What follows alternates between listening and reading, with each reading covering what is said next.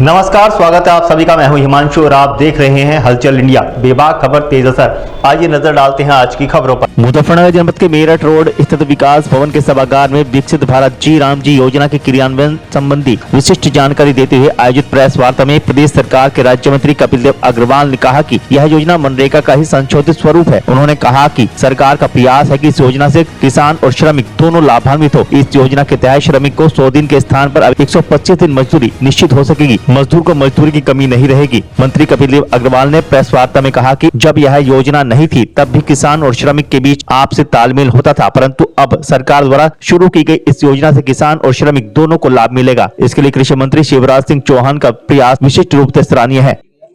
देखिए, आदरणीय प्रधानमंत्री नरेंद्र मोदी जी 2014 से प्रधानमंत्री से शपथ लेने के बाद गरीबों के लिए बहुत सारी कल्याणकारी योजनाएं लगातार चल रही हैं, जिसमें चाहे पक्के शौचालय हो, पक्के मकान हो, आयुष्मान कार्ड हो, हर घर नल से जल हो, सबको राशन का वितरण हो, पक्की सड़कें हो, गांव-गांव तो सड़क निर्माण का काम हो। उसी क्रम में आत्मनिर्भर भारत 2047 तक देश कैसे विकसित राष्ट्र बने, उस क्रम के साथ, योजना के संकल्प के साथ जो भारत आगे बढ़ रहा है, तो मनरेगा योजना के अंदर संशोधन करके उसको जी राम जी ये योजना लाने का काम हुआ, जिसके अंदर श्रमिकों का जो मजदूरी के दिनों बढ़ा करके 25% के अंदर वृद्धि हुई। 100 दिन से 125 दिन करने का काम हुआ। समय में उनका भुगतान मिले, यानी 7 दिन के अंदर भुगतान उनको मिलेगा, उसकी गारंटी दी गई। इसके साथ साथ पक्का इंफ्रास्ट्रक्चर बनना, यानी अभी तक गड्ढे खोदना, तालाब की सफाई करना, यही काम होते थे, लेकिन अब पक्का इंफ्रास्ट्रक्चर, यानी चाहे सड़कें हो, चाहे नालियां हो, चाहे आंगनबाड़ी भवन हो, चाहे पंचायत घर हो, यानी गांव का जो भी इंफ्रास्ट्रक्चर है उन सबको बनाने का काम, सामुदायिक केंद्र हो, ऐसे सब चीजें बनाने का काम, ये पक्का इंफ्रास्ट्रक्चर इस योजना के अंदर बनने का काम होगा। उसकी मजदूरी बढ़ा करके 237 रुपए से 258 रुपए करने का काम किया गया। इसके साथ साथ सबसे महत्वपूर्ण बात यह कि इसकी जियो टैगिंग होगी, यानी किसी प्रकार की नियमितता अगर होती है तो तुरंत पकड़ में आएगा। उनकी जियो टैगिंग भी, उनका बायोमेट्रिक प्रेजेंस भी, ये सब चीज होने का काम होगा। तो जी राम योजना के माध्यम से हमारे गांव आत्मनिर्भर होंगे तो उत्तर प्रदेश आत्मनिर्भर होगा, उत्तर प्रदेश आत्मनिर्भर होगा तो भारत आत्मनिर्भर होगा। आदरणीय प्रधानमंत्री मोदी जी ने, शिवराज सिंह चौहान जी ने और आदरणीय मुख्यमंत्री योगी आदित्यनाथ ने उत्तर प्रदेश में उसका बहुत ही शानदार तरीके से लागू करने का काम किया है।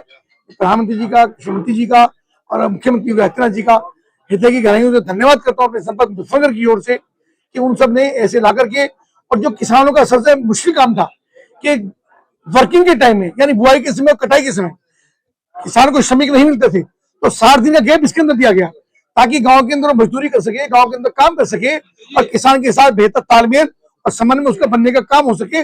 60 दिन मुक्त करके बाकी 6 दिनों के अंदर वो श्रमिक काम कर पाएंगे। ऐसी योजना तो जी राम जी आई है, उसके लिए प्रधानमंत्री धन्यवाद। मंत्री, जी राम जी योजना को लेकर लगातार विपक्ष विरोध कर रहा है, उसको लेकर आप क्या कहेंगे? देखिए, विपक्ष का काम तो शो करना ही है, कोई आधार नहीं है बात का। अगर हमने 100 दिन को 25 बढ़ा दिए तो गलत हो गया क्या? उनकी मजदूरी बढ़ाई तो गलत क्या? इसके अंदर क्या काम हुआ? अगर जियो टैगिंग हम करवा रहे, जो पहले नहीं होती, तो गलत क्या इसके अंदर हुआ? विपक्ष को केवल शोर मचाना, हल्ला काटना और आक्षेप लगाना, इसके अलावा कुछ नहीं है। प्रधानमंत्री मोदी जी का संकल्प है कि प्रत्येक के चेहरे पर मुस्कान हो, किसान संपन्न और सक्षम हो, श्रमिक मजदूर संपन्न हो, हमारे गांव की महिलाएं, हमारे गांव के बेटे, नौजवान, इसको स्किल से भी जोड़ने का काम किया है। ऐसे सब आत्मनिर्भर होंगे तो मुझको लगता है देश आगे बढ़ेगा।